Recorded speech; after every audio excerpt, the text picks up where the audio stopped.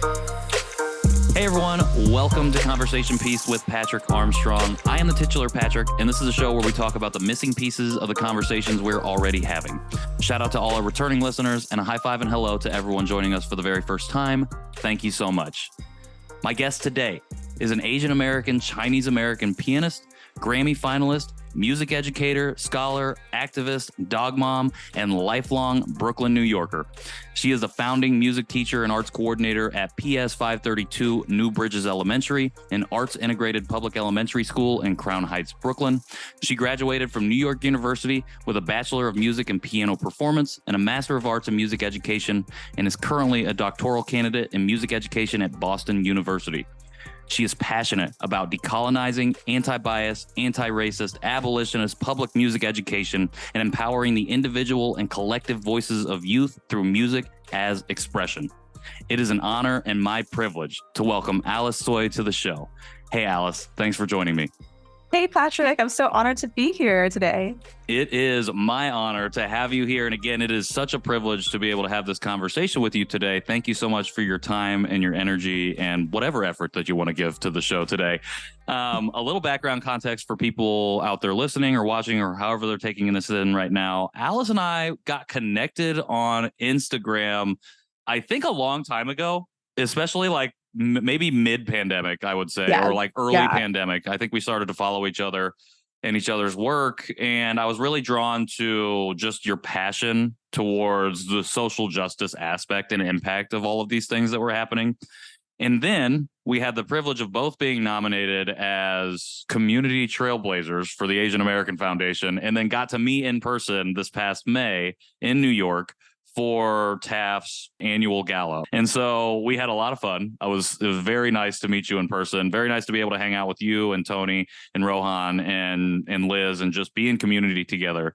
And I think that was, I don't know, I just felt I came away like really feeling like I met a kindred spirit in terms of like the work and what it is that we want to accomplish and what it means to be, I guess, an activist and an advocate. So I just wanted to say, give our listeners and our viewers a little bit of that background and just say thank you again, because I feel like your work really has helped inform what I want to do from a storytelling perspective with this show. So thank you.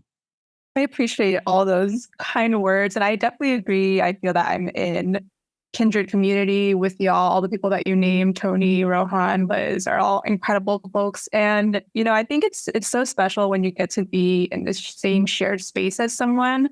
It's almost like the presence itself is enough. And then when you get to talking, it's like the icing on top. You know, you get to just even hear and dig deeper while also just casually talking about life. So there's such a great connection there for me too. 100%. And like, we really hit it off, I felt like, especially you, Rohan, Tony, and I.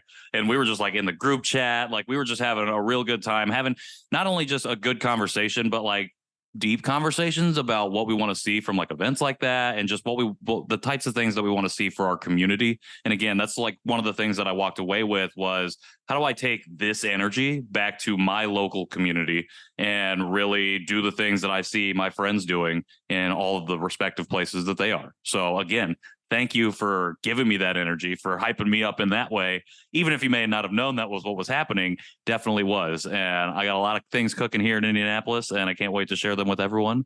But that's not what we're here to talk about today. We're here to talk about you, and we're here to talk about the things that you're working on and the missing pieces of conversations of the things that you're involved in. But before we get to that, I introduced you a little bit, gave a little bit of the things that you are currently doing and currently involved in. But for people who are listening and watching who may not know who you are, do you mind sharing just a little bit more about yourself?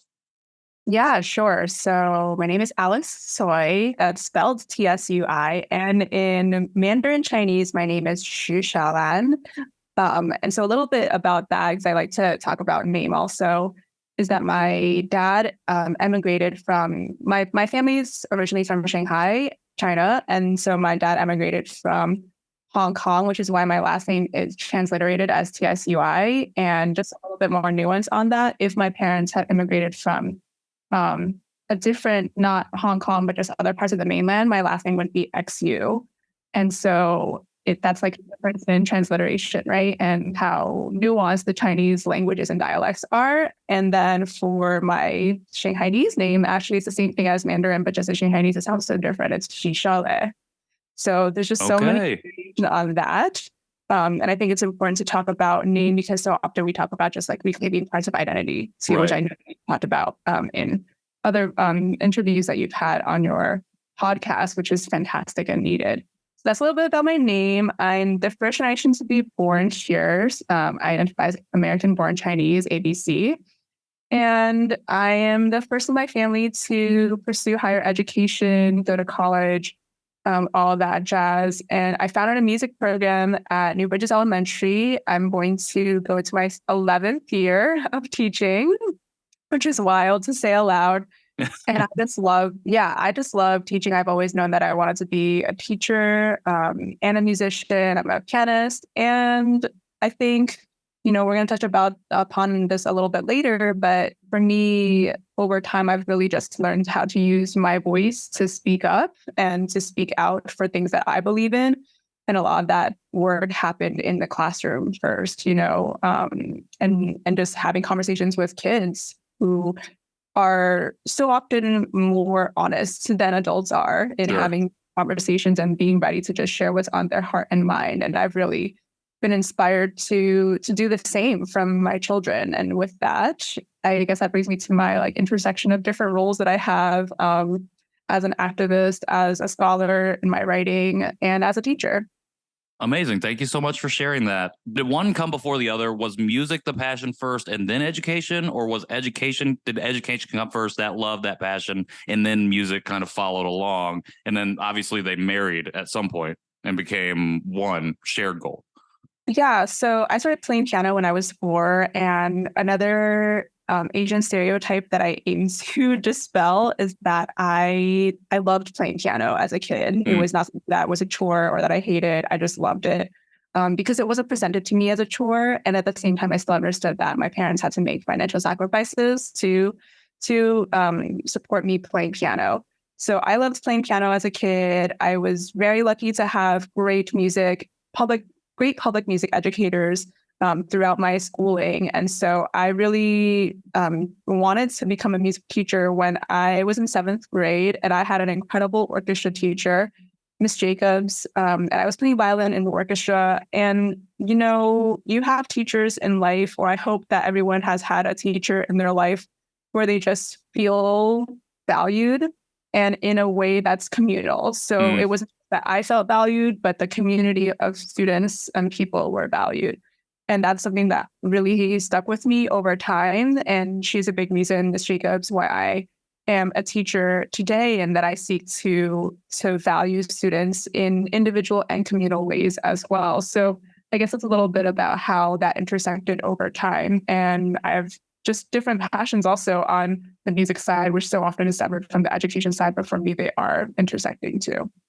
Was there a specific moment that you realized this is going to be what I pursue? Or was it just or was Miss Jacobs kind of the catalyst for that? Like you said, kind of like helped you see this is something that could be. Was there a specific thing that happened where you were like, yes, like I was on the fence, but this is now where I'm going to go. This is the path I'm going to walk down. It's interesting because when I was playing piano in a solo environment can be pretty lonesome. Nothing wrong with that. I mean, I love playing solo piano still, but there's something really special about playing with a group of people. And I think she's someone who just made me realize how special that is because there really is, like, when you vibe with a whole group, you just feel it in the air with each other and the music. And I just have such fond memories. So I don't know that it was one specific moment, but just over time, the connection and relationship that she formed with each one of us was so important, I felt. And then ultimately, I think, when a teacher has such high expectations of each student, and sees their potential, I think that's really important as well. So kind of fast forward to later in college, I also had such great music professors. And I remember one of them saying that his role as a professor, Dr. Mendez, he said that his role as a professor, as a teacher, was to see my potential and already yeah my potential, right? Even if I don't see it. Sure. So push children or anyone rather to their potential, even when that person themselves doesn't see it. I think that that's so special to be able to do. And that's something that I seek to do too with my students, to push them to their potential, but also in ways that are caring and loving.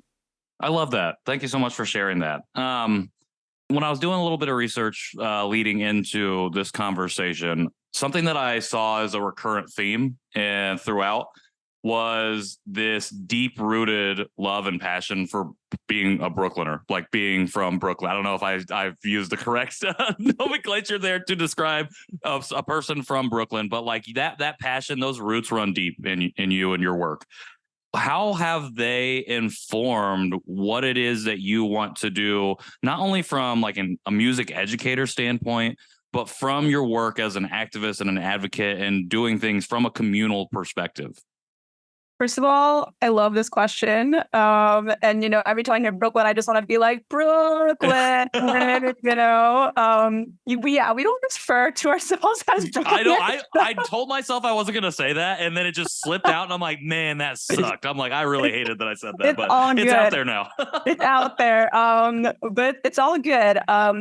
I feel like people in New York just either use native New Yorker or just say like, I'm from Brooklyn. I don't know that there's a particular term for that, but there's such pride for that. And it's so interesting because no one's asked that question. So to me before about this level of pride, yeah, I grew up here, raised here. And I think there's something so special about being in Brooklyn because you're at an epicenter of so many neighborhoods filled with different cultures. And for me, a lot of that included hearing hip hop music all around me. And I think that, when you look at my like resume and stuff like that, you see classical pianist and things like that.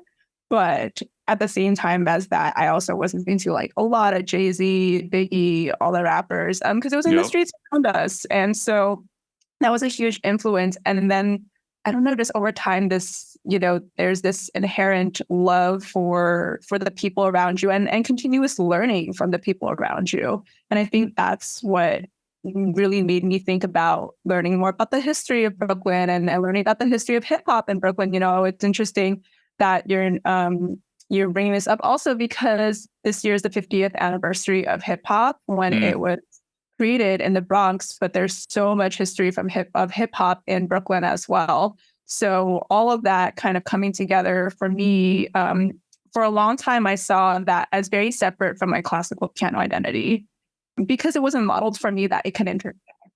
And so over time, once I started to think about it, like, why do I sever these different aspects of who I am? But in my kids who I teach at school, like we can rap and we can also like play classical violin, right? There's all the things that we can do. There's no limitation. And those can intersect.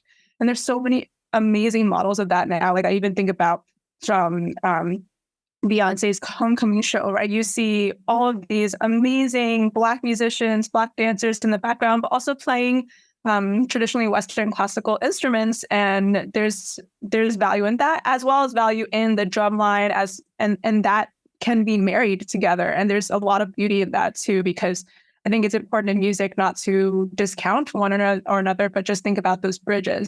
So that's a little bit about that. And then in terms of activism, for a long time, I didn't really understand the stories of Black history from New York, and because it wasn't in the textbooks, and for that matter, Asian history in New York either. And only over time, from my own curiosity, I started to just kind of look into it. And there's such a deep history of both things. I mean, I even think about the term Asian American. I say this often in presentations, but the term Asian American is a political term that was coined by college students in California who were inspired by the Black Power movement. And that's not common knowledge. And it needs to be. It needs to be common knowledge. And I think that there's just so many creative ways to amplify this information for people. 100%. I appreciate you sharing that. I appreciate you sharing all of that background context because I think it's really important and lays the foundation for this conversation we're about to have. And I think that particularly your ties and your roots in Brooklyn and your community itself and the way that you've gone about learning this history is really important because it gives you that unique perspective on this entire conversation and what things are missing from it. So let's get into that. What do you feel like is missing from the conversation around both activism and education and how those things kind of tie together? What do you think is missing from that? Yeah, there's so many missing pieces on on all of these aspects, and these are big ideas, right? When we talk Right. about activism, when we talk about music education or education as a whole. And so for me, first, I think it's that we all view education, music education, and activism through our own lenses. And Mm, you actually already hit on one of the points that I think is missing from the conversation, which is that we all walk these very nuanced lines and careers and lives in which we can all activate individually to make change, right? Activism, like for me, activism doesn't, the rallies, the protests are extremely important. Activism is not just that. And so right. often we reduce it to just that, what makes the news media cycle. We're not actually accounting for what's happening behind the scenes, right? Even from behind the scenes of like planning these events for the people to the celebrations that happen afterwards. And there's so much joy. And I think that leads me to my second piece that's missing so often, the joy factor, right? Activism doesn't always have to just be stop Asian hate, right? I think what a stop Asian hate, for example, it's not activating enough for Sure. me, right? It's just like, just because you stop something doesn't mean that you're starting something else. Right. Well, literally the word stop is like it's like it's almost like a Yeah. barrier in some ways. And it's so interesting because I was part of a couple of conversations during the pandemic when terms were being thrown out to see like which one would stick. And I find it so fascinating that Stop Asian Hate was the one that stuck because there were terms of like Stand for Asian Americans Right. or Stand for API or Uprise, right? Things like that, that to me were much more activating. So what does that say about where we are in our Asian American movement, where we're just asking to stop?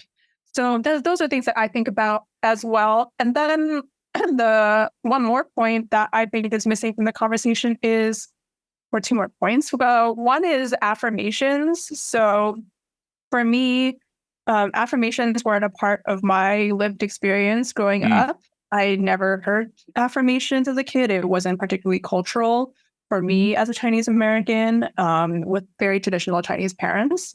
And so I can't even recall any time that I said like I mattered or any like I statement that was affirming sure. in that way. And I think that, or I know that I didn't even know what an affirmation was until I had to teach it. So Okay. I couldn't like really define the word. And then I had to teach it because everyone, we were taking that on in our school for the teachers. So knowing that, I started to see the power of affirmations with students in a song that I had taught that included the affirmations in the chorus, I matter, you matter, we matter, which you'll Mm, see I say a lot now. And so with that, it's one thing to say the words one time. It's another to start to dive into them and have conversations about them and sing them communally. mm, And I think seeing the power of that really shifted my perspective on the power of affirmations in one's life. And that's part of that activist meets educator role for sure. me. And also, I hope for others. And then my final thing that I think is missing from conversations is amplifying the youth. I think so often we want to make decisions for them as adults and not include them in the conversations that we seek to create change. So I even think about um, just different conversations on, for example, teaching API history or even teaching Black history or any ethnic studies. Like how often are we including the youth in our room from as young as 3, 4 to the college students, the grad students in our spaces, and how much say do they actually have? Sure. How much say do we want them to have? That's the real question for many power holders. So I think all of those, although they feel like separate ideas, in some way mesh together for me and my work, because I think that we have to consider all of these different voices, but also still prioritize joy in this work. Yeah, thank you so much for saying that. I love that you broke down multiple different things, and the amplifying the youth, I think, is so important. My wife would 100% agree with you on that. Like, she's like says the exact same things. Like, we need to be having them in the room to have these conversations. Otherwise, it's like you're just talking at kids, and you don't know what it is. You're not asking them what it is that you need, what it is that you want. How do we support you best? It's like, we'll tell you how you get supported. And if it doesn't fit what you need, then you're over here, I guess, and you Yeah, get left out. not just even in the room where like the biggest national decisions get made, but even just like in the family room, right? Right. Or the neighborhood room or the after school room, right? How often do kids have choice in our spaces? And if we have to ask that question, how often, then it means not often enough. And instead we need to just give them the majority. Like I even think about it from a math perspective or a percentage perspective, like how much time is my voice on versus my student's voice being on or the youth's voices Mm. on in adult spaces too. I love that. Thank you so much for naming that. You're right. It's not just those big rooms, it's all rooms. And it comes down. And again, like almost all things starts with us and what we're doing individually in our own homes, in our own communities, our friend groups, our families. What does that look like? And how does that ripple out? Because once we do it here, we can start to at least affect the changes because we're not acting performatively. We can really internalize that work and push it forward. I really appreciated you talking about affirmations in the way that you did. Like, I didn't grow up with affirmations. I grew up like I love you and you're supported, but not like you said, the I statements of like, I matter. I can do these things. Like, I'm important in this way. And I love that you like, your first real defining moment of that was with your students, like leading a song.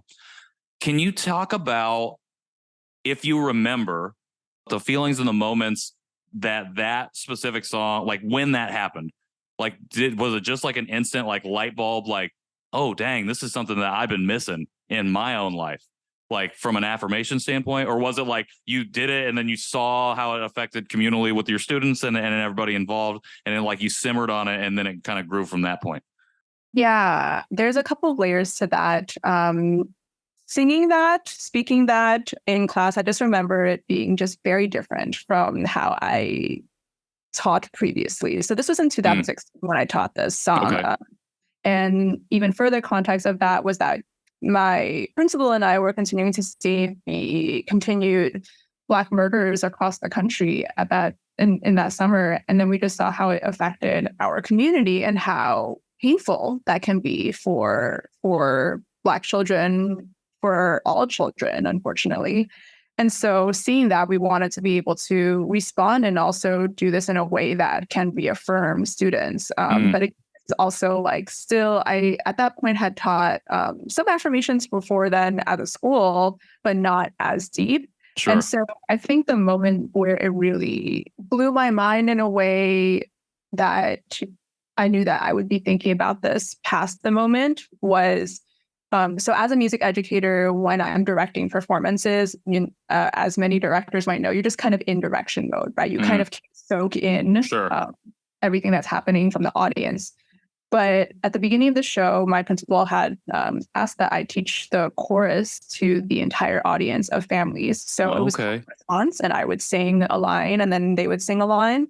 And they were invited to join in as they wished when we did this as a whole school finale. So just imagine, and this is on YouTube, just imagine like almost 500 children singing this and then multiply by parents. So like 1,000-ish people and Dang. gathered together, singing, feeling this. And I just remembered that it just felt different at the time. And then afterwards I was like, this is such a powerful, as the title says, moment where children can say for themselves that they matter. And for that matter, all of the adults in the room who are watching them, right? Because I think so often when we think about teaching and music education or education overall, it's so much like I teach you, you listen, or you absorb, right? That's the banking model, but it's not that. And I think that's where things really just shifted for me, where it's like, oh, an individual affirmation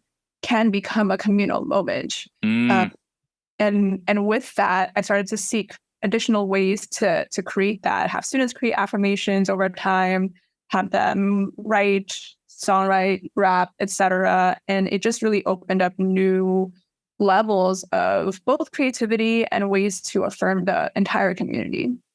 I love that.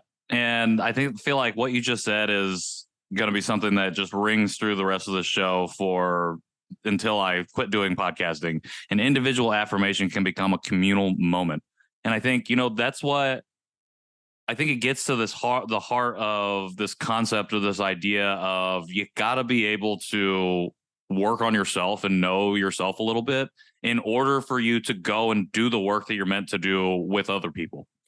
And I think we lose that when we don't grow up in a culture of affirmations, of learning about how to love yourself, give yourself grace in that way, and where it's really, regardless of whatever the context might be, like we're pushed to always succeed, and we operate under this mindset of scarcity because our families feel like that's what is the only way you can survive, because society tells us that's the only way that we can survive, because white supremacy exists in all of our systems. And that's the reason that we feel like there's only one seat when there's 100 other seats over here, but we're only directed toward this one seat and told this is all we can have. And when that's all that you can have, you don't know how to affirm yourself because you're like, I have to tear this person down. It's not, how do I build myself up? It's how do I tear others down to succeed? And then by doing that, we tear ourselves down in a way, because we're not operating from a place of community. We're operating from a place of individualism that is very toxic, and it radiates toxicity outwards. And it's because probably we don't really know who we are as individuals to be able to then meet other people where they're at on their journeys, in their identities, whatever communities that they hail from. And so I feel like it's so important, and I really appreciate you naming this, to be able to recognize when you have probably never given yourself the permission to give yourself those own individual affirmations, and then to be able to start reclaiming that. Because then once you start doing that work, you can really go outwards and find your way towards moving in a communal way and working within the community itself. Absolutely. I mean, I think it's so key that you named the harm. And I also do want to mention that saying the affirmations for the first time was very uncomfortable for me, particularly because if you're not used to that, right, then that becomes a place of discomfort. And then you have to interrogate yourself. It's like, why am I so uncomfortable with saying that I matter, or that my voice matters, that my voice has power? And then the other part that was interesting that you just named was, if we keep functioning at the cost of what white supremacy wants to do to us, then we'll never be able to uphold the joy and uplift the joy that is within us. And I also want to name that joy is complicated. I think that so often we equate it way too much to happiness. Yes. And joy is a complex emotion. And I've done a little bit of work personally and just thinking about how when we think about joy, so often it's intermixed with reactions to pain. Something painful or multiple things that have been painful must have happened for certain aspects of joy to occur. So I even think about the Stop Asian Hate movement again, and the Black Lives Matter movements. There have been so many joyful moments of intersection where communities are coming together and learning how can we support each other. One line that I've written before is how can we get off each other's subway stops and just go into the community and chat, right? And as opposed to just staying on the same lines and not just going out there and trying to figure out and have conversations. So there is the pain, though, that has caused these movements, but somehow we have uplifted, and I hope we continue to uplift that joy that's necessary in this work.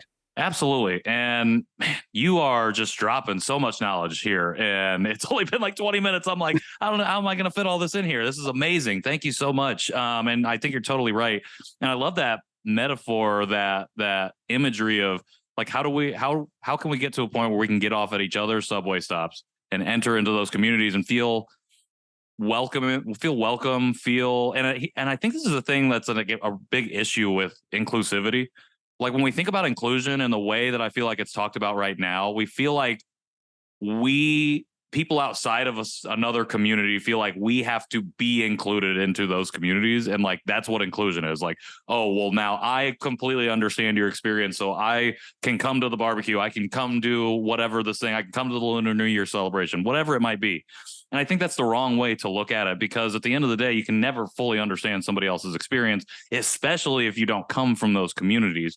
What we can do is build empathy. We can build towards an understanding, and we can get to a point where maybe you do get invited to those spaces, and also understanding that it's not your space. Like, we're being welcomed into a space, and that's okay, because that by being welcomed in, I think it gives us the opportunity to, again, interrogate, the different ways that white supremacy specifically and systemic racism has put up barriers to us feeling welcome or to be able to go into other communities and just exist, and exist as you. Because I think, again, with inclusion right now, it's like you move in and you feel like you take on characteristics of the communities that you want to enter into. And that's appropriation. It's not appreciation. And like, we have to move towards that appreciation. And the only way that we can do that is by, again, going back to the internal stuff, working on ourselves, knowing who we are, and then finding ways to have that work ripple outwards. How do people within education and activist spaces, those are probably two completely different spaces, but whichever one that you want to speak to right now, how do those folks focus on specifically these four things that are missing from this conversation? Yeah. First, I think that people need to talk to each other. I mean, I think that sounds so simple. I saw that you just like spit almost out your water. You're right, though. You're right. You're right. Because I say that laughing, but also very seriously, because the mistakes happen much more often when we assume. Yes. And we don't have the conversation. So first, just talk to people. And by people, I mean all teachers, arts teachers in particular, and their experiences, music teachers, and then, of course, our children and activists, right? And it's interesting that you named even that education activism can feel very separate, but there are so many aspects of each broad category, I suppose, that do intersect, because we do need education and activism, and in education and in activism, we're always educating as well. So there's that overlap. I think that another part that we can consider in terms of our communities and how to empower people within our community is to have intergenerational conversations. That's the piece that is so often missing. How often is the 4-year-old speaking to the teacher who has taught for who was retired, actually, for that matter, and continuing to shift their perspectives. And I think, a great model of this for me, I just attended the first ever API music education gathering. Amazing. In America and Canada. And it's just, first of all, wild to say that out loud, right? First ever. Sure. But so many of the conversations happened over communal gatherings of food and making food. And I think that there's so many ways that we can have conversations that isn't just on Zoom, isn't just like the DMs on social media, right, but just like at the table eating, very literally, because it is so cultural to just kind of dive deep in that. And also like, how do you make this food? We had such great conversations there. And I think that really was just a reminder that conversations don't have to occur in what I feel white supremacy has declared are the conversation spaces. Yes. So it doesn't have to happen in the conference room. It's important that it happens there, but sometimes I even think about the conferences I attend. So often the best conversations I have are over like the lunch break, the tea break. Yes. So those are a few things that I've been thinking. And then in terms of education as a status quo, I think and the status quo of education, and you just mentioned inclusion and belonging, two very tricky words in America right now, which is very hard to grapple with for so many educators. I think that when we think about the intersection of education and activism, we have to think about the ways that we can kind of work the system to our own, for ourselves. In ways that isn't like, well, I'm going to subvert and it's going to be super loud, because that might not be you. I Right. think that's really important to know yourself and know, like, okay, if I'm a quiet subverter, like by subverting, you're already being loud in that way, by reading a book that isn't supposed to be read and doing it only in the 5 minutes that your administration is not going to come in.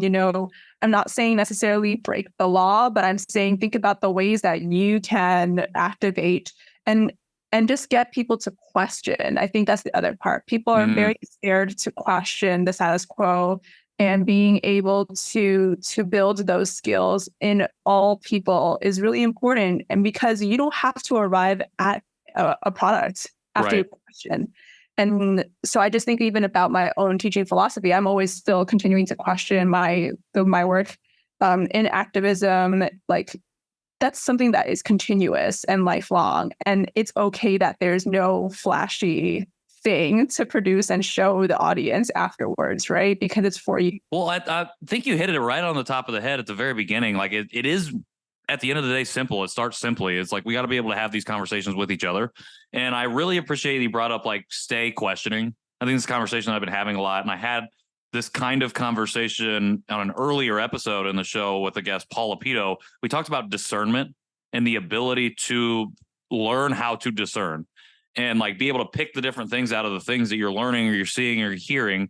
Because at the end of the day, again, we've talked about white supremacy a lot, but like we grow up in these systems and we learn what they want us to learn, what it wants us to know, which is, for all intents and purposes, not a full telling or recounting of history or things that have been happening, nor does it educate us on the ways and give us the tools to be able to discern when things are not equitable for other people. Like that's a huge skill that a lot of us lack or are in development right now. And I don't think that there ever is, like you said, a finished product, but an ongoing piece of work is to be able to understand and pick out when, oh, that's doesn't seem right. Like there's something off here that we need to be thinking a little bit more critically about. Yeah. And celebrate when it is right too. Yeah. 100%. And not just like, bypassing it, because it's so easy in American society to just bypass the good news, right? Even just think about like the 9 o'clock, 10 o'clock news, whatever happens, like how many minutes would one have to wait until you get to like the positivity and the good that's happening in the world, if it even makes it. So there's so much 100%. inherent good within each of us that we can do. And it happens on the daily. And it's important to find your people too, who are the people who are doing this good and wanting to affect good in the world. Absolutely. You're right again. Like it happens on the daily. And that's the thing. We feel like it's only happened like, oh, the once a week, there's something good happens that we can like point to. And it's like, well, we just have to find it. Like it's there and it is happening all the time around us. We just have to start learning to see and hear and feel and smell and whatever it is, taste that joy like that's happening in the world. You talked about how activism and education overlap a lot. Like they might be two separate bubbles, but there are a lot of things that, find that middle in the Venn diagram that cause that overlap.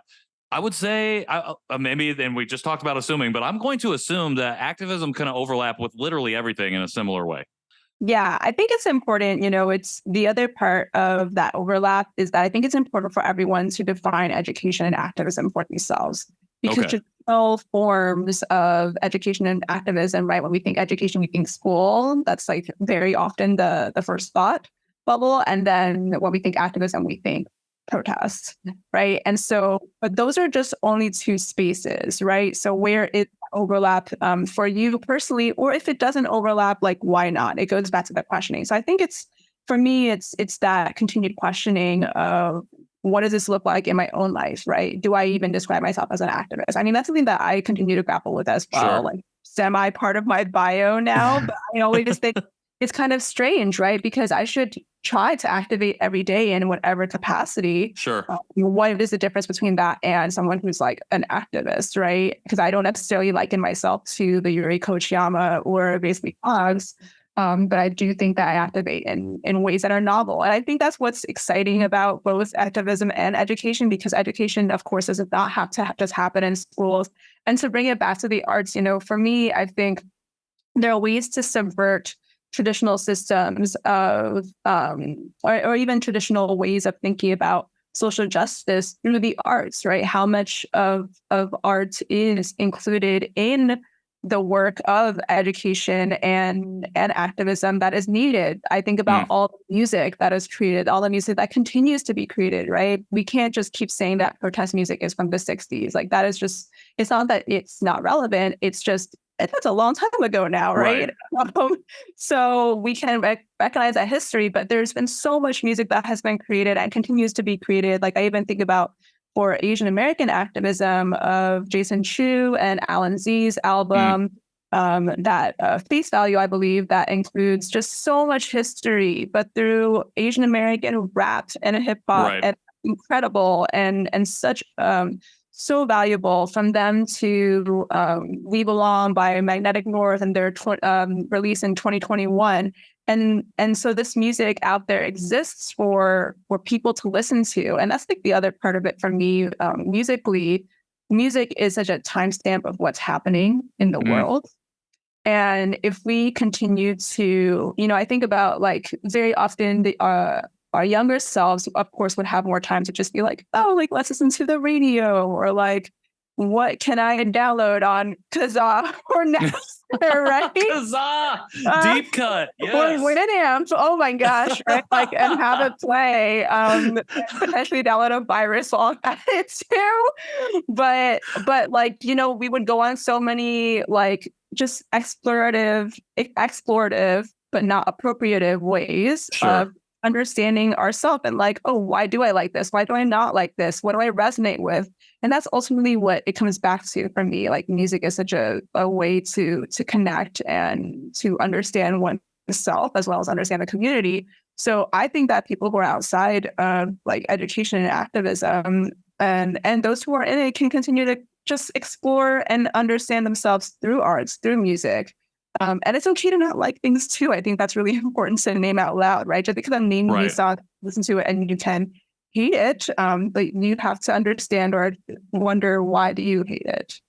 100%. And that was actually going to be the question: was how do we folks who sit outside of those spaces specifically address these things? And and you named it right there. We just have to define it for ourselves, and we have to keep exploring. Not appropriating, but exploring these different things that are out there and learning for ourselves, forming our own opinions, stay questioning, stay critical, and not only interrogate the bad stuff, but find the joy, find the good things that are happening out there as well. So I really appreciate you naming that. I came across a speech that you gave at a rally in New York 2 years ago, and it was incredibly moving. Like I was like, okay, I'm not going to cry. And I was like, by the end of it, I was like, okay, I've got tears in my eyes. But you talked about a lot of the stuff that you're talking about here in this conversation. And I wanted to ask you, have you felt that things have changed for the better, for the worse? How has that shifted in these past 2 years? Yeah, it's been a while since someone's asked me this actually. So this is an interesting reflection moment for me now. I do think that things have shifted for better and worse. And I think that's important to acknowledge in any movement for justice, towards justice and liberation.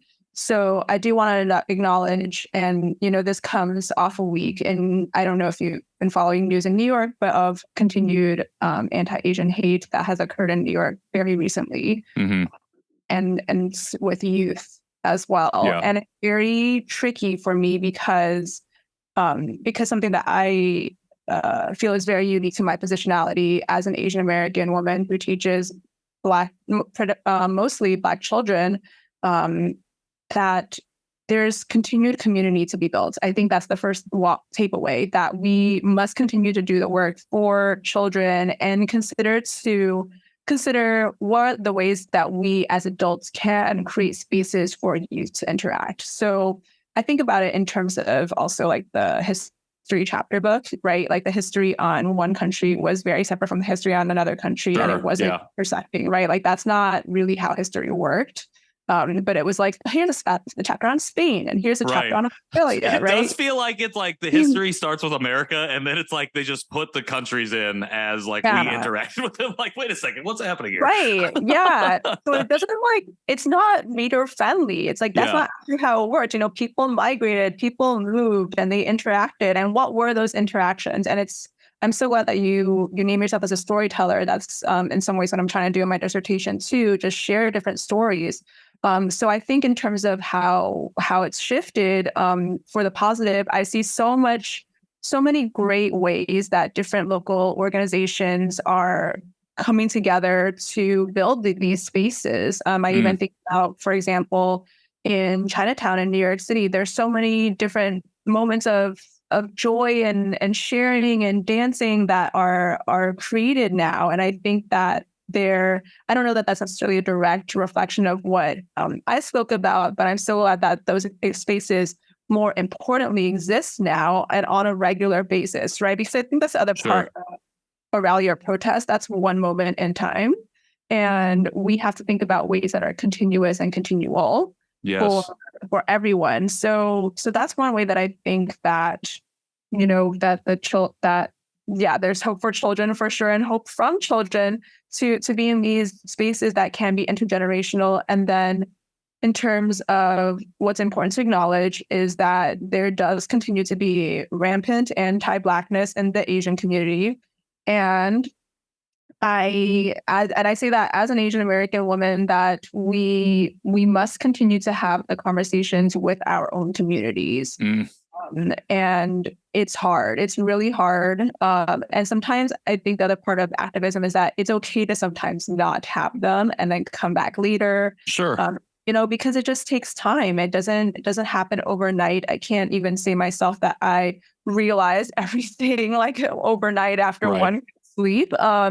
So everyone is at a different point in their own journey. And as long as we continue to sustain the work that brings communities together and also creates space for individual communities to feel at their own pace, then I think that we are moving towards greater change. And of course, we need to continue, of course, advocating for teaching of API history and Black history and all ethnic studies for that matter at all levels. 100%. Thank you so much for sharing all of that. I think I appreciate you taking the time to have that reflection first off, because, it's like, I feel like there's so much in the speech that you gave that was really foundational to that moment. And I was thinking about it as I was watching it. I was like, I hope, just because based off the energy and emotion that were radiating out of every word and everything that you shared, I was just found myself thinking, like, I really hope that there have been shifts in a positive direction for this. And I'm glad that you're able to name and see some of those, and to also name that, like, even within our own community, like, we got to do better. Like, and we got to continue to have these questions specifically around anti-Blackness, because you hop into an Instagram post comment section and folks, it is not great. Like, it is bad. And it just goes to show, like, we can't rest on our laurels. And we also have to recognize that sometimes, like you said, we have to step away from the conversation because we got to protect ourselves and our own individual well-being and mental health, and be able to, because if we can't do that, then we're not going to be able to show up in the ways that we want to. So that's so important to name.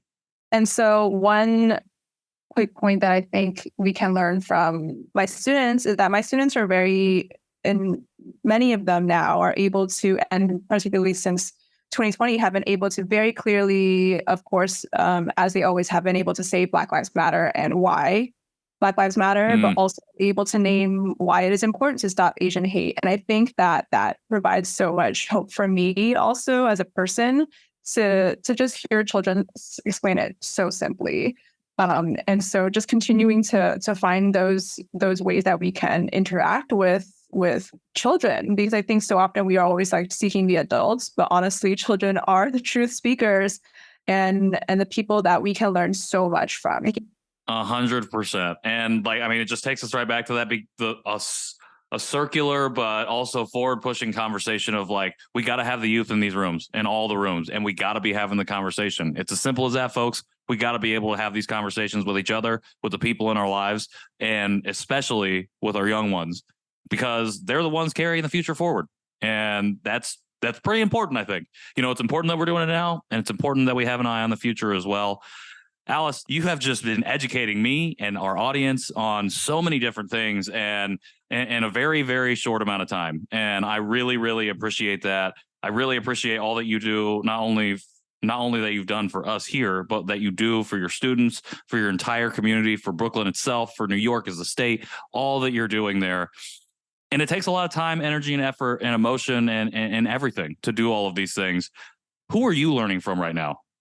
I am learning from Dr. Bettina Love, and I just want to read her definition of abolitionist teaching, which we won't go into today, but I feel that you will find this very riveting, I hope. So she writes, abolitionist teaching is working in solidarity with communities of color while drawing on the imagination, creativity, refusal, remembering, visionary thinking, healing, rebellious spirit, boldness, determination, and subversiveness of abolitionists to eradicate injustice in and out of schools. And another excerpt is, art is a home place. Abolitionist teaching is dependent on art for resistance, for remembering, for joy, for love, for healing, and for humanity. So if you haven't heard of Dr. Bettina Love, please read, listen, do everything with her. She's just truly incredible. And she has a new book called Punished for Dreaming, and that's coming out in this fall.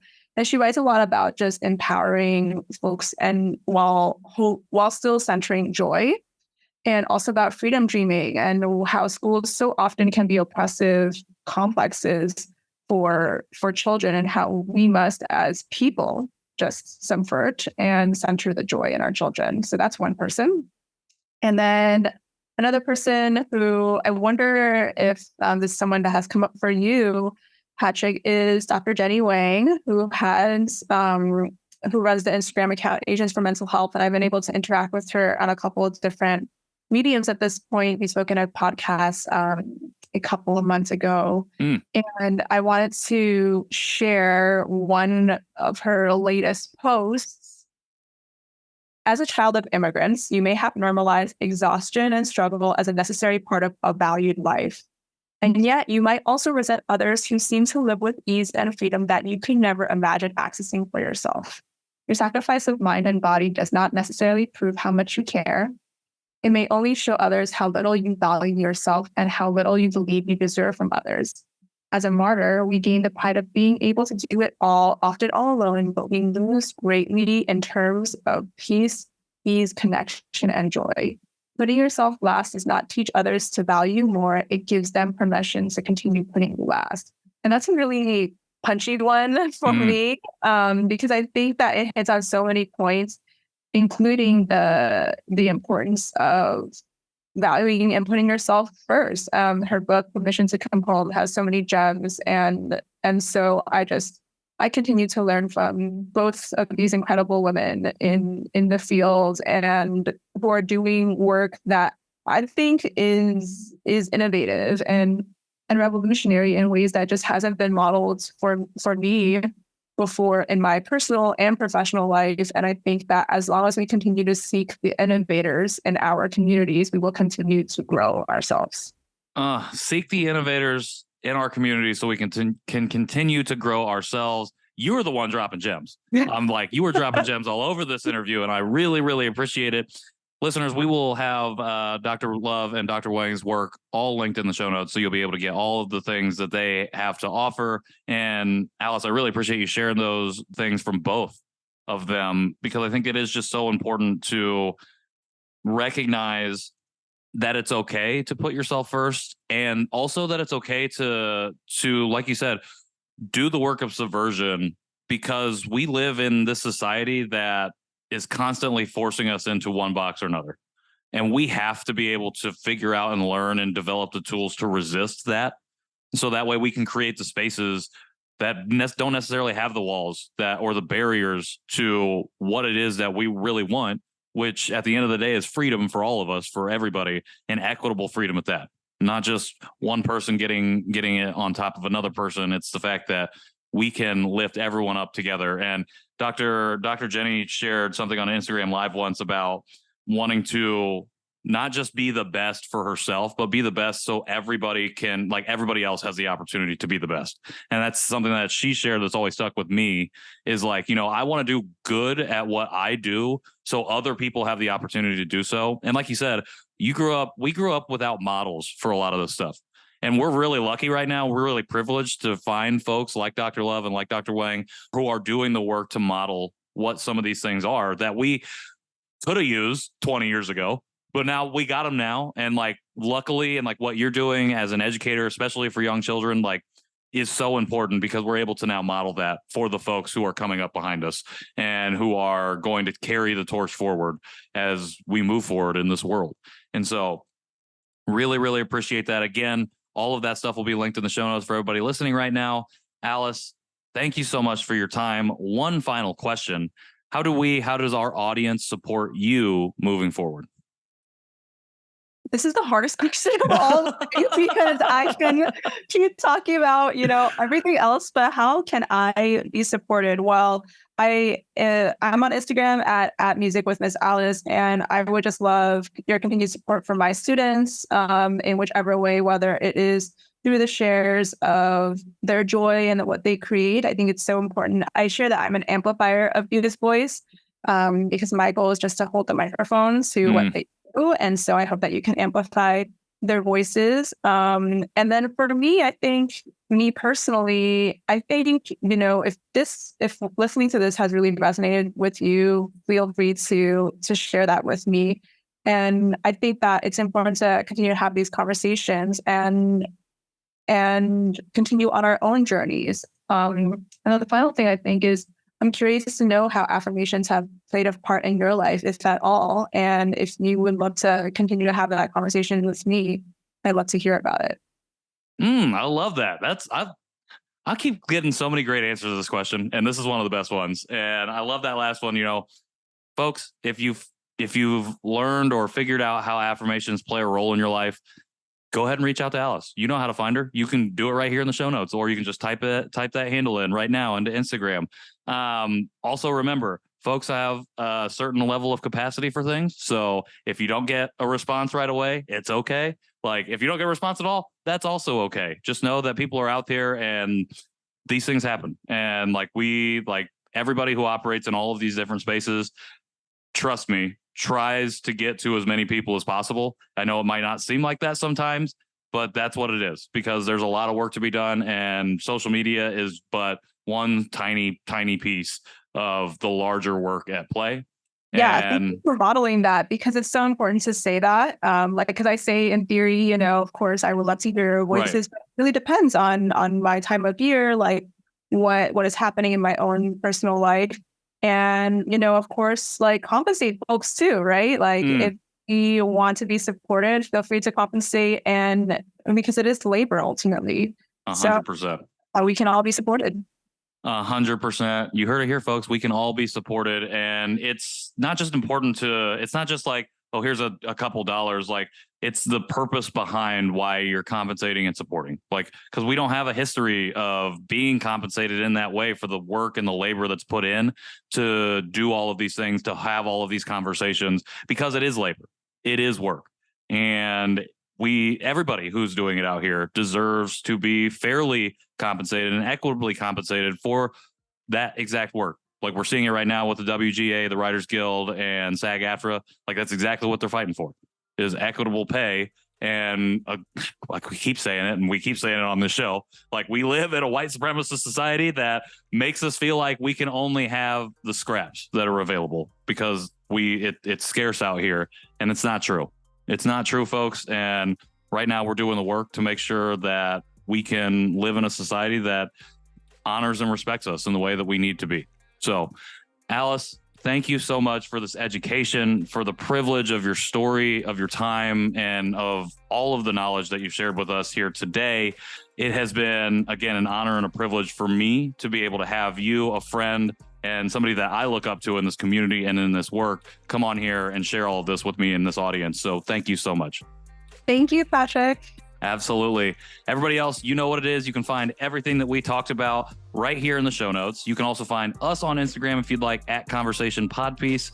If you do feel inclined to leave a rating or review on whatever it is that you're watching or listening to this on right now, we would greatly appreciate that. And if you're interested in supporting this show in any way in the future, feel free to hop in our DMs or visit our website, conversationpiecePod.com. Until next time, I'm Patrick Armstrong, and this has been Conversation Piece. Thanks, Alice.